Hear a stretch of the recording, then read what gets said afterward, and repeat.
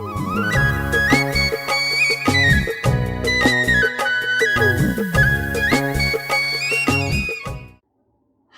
ஓம் ஸ்ரீ குருபியோ நமக. ஜெய் ஸ்ரீ கிருஷ்ணா. ஆண்டாள் திவ்ய திருவடிகளே சரணம். ரசோவை சக. மார்கழி குளிரு அப்பா செம்மையா இருக்குல்ல. பனிக்காலம் குளிரது. எதுக்கு திடீர்னு மழை ஞாபகம் வரணும்? மழைக்காலம் முடிஞ்சுதே, தெரியல. இன்னைக்கு பாப்போம் ஆண்டாள் எதுக்கு மழை பத்தி பேசினா. மார்கழியில 4வது பாசுரம். ஆழிமழை கண்ணா ஒன்று நீ கை கரவேல், ஆழியுள் பொக்கு முகந்து கொடார் தேரி, ஊழியுதல்வன் உருவம் போல் மெய் கருத்து, பாழியன் தோளுடை பத்மநாபன் கையில், ஆழி போல் மின்னி வலம்புரி போல் நின்றதிர்ந்து, தாழாதே சார்ங்க முதைத்த சரமழை போல், வாழ உலகினில் பெய்திடாய் நாங்களும், மார்கழி நீராட மகிழ்ந்தேலோர் எம்பாவாய். எப்பவுமே do this you will get that, அப்படித்தானே இருக்கும். இதெல்லாம் பண்ணினா என்ன கிடைக்கும்னு சொல்லுவா பொதுவா. நம்ம தான் பார்த்தோமே ஆண்டாள் வழி தனி வழின்னு. என்ன வேணும்னு முதலே ஆண்டாள் சொல்லி ஆயாச்சு. மழை பெய்யணும், பயிரெல்லாம் ஓங்கி வளரணும், நாடு சுபிக்ஷமா இருக்கணும். Basic necessities food, water and shelter fulfil ஆச்சுனா அப்புறம் நமக்கு என்ன வேலை? பகவான் பத்தி நினைக்கிறது மட்டும் தானே. மழை பெய்யணும், ஆனா ஜோன அடிச்சு வெள்ளம் வர அளவுக்கு இருந்தா எப்படி பகவானை நினைக்க முடியும்? மழை சரியா இருந்தாதான் தண்ணியும் சாப்பாடும் அது இருந்தாதான் நிம்மதியான உழைப்பும் உறக்கமும். அதுக்கு நம்ம எல்லாம் ஃபார்மர்ஸை தானே நம்பணும். அவ ரிவர்ஸ் அண்ட் இன்டர்ன் ரெயினை தானே நம்புறா. No more no less. அதான் அந்த பகவான் கிட்டே சொல்றா ஆண்டாள் எப்படி மழை பெய்யணும். சயின்டிபிக் எக்ஸ்பிளனேஷனோட வாட்டர் சைக்கிளை அப்போவே சொல்லிட்டா ஆண்டாள். அவ ஃப்ரெண்ட்ஸ்க்கும் தெரியணும் இல்லையா? ஆழி மழை கண்ணா இல்ல ஆழி மழைக்கு அண்ணா எப்படியும் சொல்லலாம். மழைனா வருண பகவான் இல்ல இந்திரனைத்தானே கூப்பிடணும். அவ தானே ஜலத்துக்கும் மழைக்கும் அதிபதி. பட் அவ எல்லாருக்கும் அதிபதி அந்த பரமன் தானே. அவ கூப்பிட்டாலே இவ மனசுலயும் போய் சேருமே. சன்ரைஸ் பட்டு சீல இருந்து வாட்டர் எடுத்து சின்ன சின்ன குளம் குட்டை எல்லாம் வேண்டாம், அந்த பிக் வைட் ஓஷன்ல இருந்து எடுக்கணும். மேகமாகி வெள்ளையா இருக்கிற மேகம் கருகருன்னு ஆகும். தண்ணி சேர்ந்து முகந்து சீயோட ஆழத்திலிருந்து எடுத்து இன்னொரு இடத்துல, அதாவது கிளவுட்ஸ்ல வை. அந்த கிளவுட்ஸ் காத்துல மூவ் ஆகி இன்னொரு இடத்துல சேர்ந்து பகவான் கிருப்பையில மழை பெய்யும். பட் ஆனா அந்த கிளவுட்ஸ் ஒயிட்டா இருந்தா மழை வருமா? இல்ல, கருப்பா இருக்கணும். எவ்வளவு கருப்பா இருக்கணும்? அந்த பகவான் ஊழி முதல்வன் ஜஜாண்டிக்கா இருப்பாரே பெருமாள், அந்த சம்ஹார மூர்த்தி மாதிரி அவரோட அந்த பாடி கலர் பிளாக்ல இருக்கணும். நல்லா பறந்து விரிந்த தோல் உடைய பெருமாள் பத்மநாபன், அதாவது பத்மநாபன். கையில இருக்கிற ஆழி, அதாவது சக்கரம், அது எவ்வளோ ஷைன் ஆகும். அந்த மாதிரி ஷைனோட பெருமாளோட இன்னொரு கையில இருக்கிற பாஞ்சஜன்யம் சங்கோட அதிரும் ஒளியோட மழை பெய்யணும்.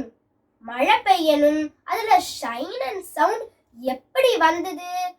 சங்கு மாதிரி இடியும், சக்கரம் மாதிரி மின்னல் வெட்டி சத்தத்தோட மழை பெய்யணும். பெருமாளோட சார்ங்கம் வில்லுல இருந்து சரசரசரான அம்பு பொழியும். அந்த மாதிரி சரசரசரான சார காத்தோட மழை பெய்யணும். எவ்வளவு பெய்யணும்? வீட்டுக்குள்ள தண்ணி வந்தா நம்ம ரோட்ல நிக்க கூடாது. வாழ உலகத்துல தேவையான அளவு, வாழறதுக்கு தேவையான அளவு அடுத்த சீசன் வரைக்கும் தாக்கு பிடிக்கிற அளவு பெய்யணும் மழை. மழை பெஞ்சு லோகம் நல்லா இருந்து நாங்களும் காலங்கத்தால எழுந்து உனக்கு எப்போவும் போல கைங்கரியம் செய்யணும். மார்கழி நீராடணும் கண்ணா. இதுல ஆச்சாரியர்கள் ஒரு விசேஷம் இருக்குன்னு சொல்றா.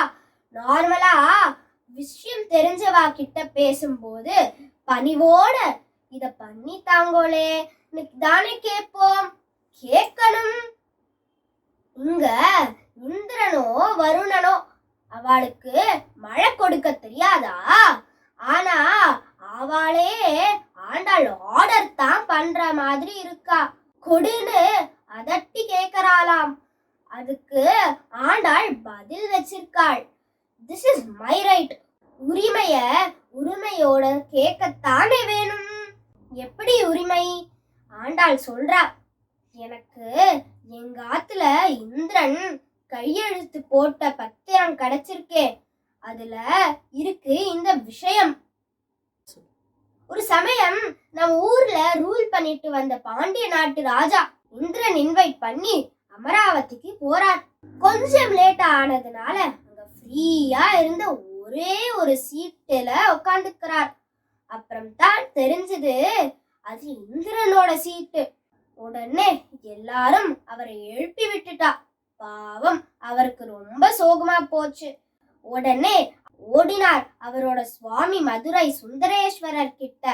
சிவனோட பேக்கப்ல பாண்டிய ராஜா எல்லா கிளவுஸ பிடிச்சு ஜெயில போட்டுட்டாராம்.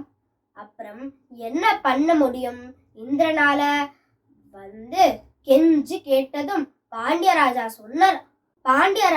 சொன்னார், எங்க வேணும்னாலும் மழை பெய்யட்டும், ஆனா எங்க பாண்டிய தேசத்துல நீ மழை பொழிஞ்சே ஆகணும்னு எழுதி குடுன்னு கேட்க இந்திரன் கையெழுத்து போட்டு கொடுத்தான். அப்புறம் தான் கிளவுட்ஸை ரிலீஸ் பண்ணினார் பாண்டியராஜா. சோ இப்போ உரிமை ஆச்சா இல்லையா? அதான் ஆண்டாள் உரிமையோட ஆர்டர் போடுறா. இதுல வாட்டர் ரெவல்யூஷனை பத்தி சொல்றா.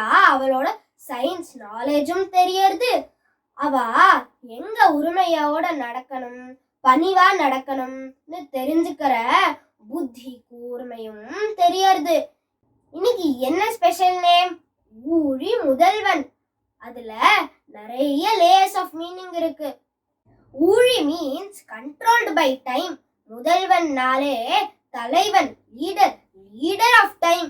எல்லாமே டைம்குள்ளத்தான் அடங்கி இருக்கு. அதுக்கு அப்பாற்பட்டவர் தான் அந்த லீடர் பெருமாள். டைம்ல எல்லாமே நடக்கணும். படைத்தல், காத்தல், அழித்தல், இது மூணுமே நடக்கணும். இதையெல்லாம் ஓவர்சி பண்ணி நடத்துறது தான் Perumal. This is a cycle. இந்த லோகத்துக்கும் ஆத்மாவுக்கும் அழிவில்லையே. எல்லா ஜனனமாகும், எல்லா டிஸ்ட்ராய் ஆகும், பெருமாளோட வயிற்றுல ஐக்கியம் ஆகும். திரும்பி ஜனனம், அழிவு, ஐக்கியம். It is a never ending process. அத்தனை ஜீவங்களும் பெருமாளுக்குள்ளத்தான் இருக்கும் ஸ்டார்டிங்ல. அதான் அவரோட பாடி கலர் கருப்பா இருக்காம். அப்புறம் அவளை படைக்கணும். அவளோட கர்மா கணக்க வழக்க பார்த்து will they continue the cycle or break the cycle? அதை டிசைட் பண்ணணும்.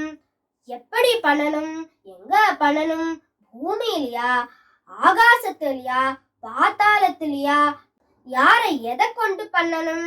பிரம்மா தூங்கி எழுந்துக்கும் போது பண்ணணும். So many decisions. One reason. அவர் தானே இதெல்லாம் இருந்து படைக்கிறார். அப்போ அவன் தானே முதல்வன், சீஃப் ஆஃப் சீஃப்ஸ். இதெல்லாம் பண்ணினாதான் பெருமாளுக்கு சந்தோஷம். அந்த சந்தோஷம் மழையா வருதாம்.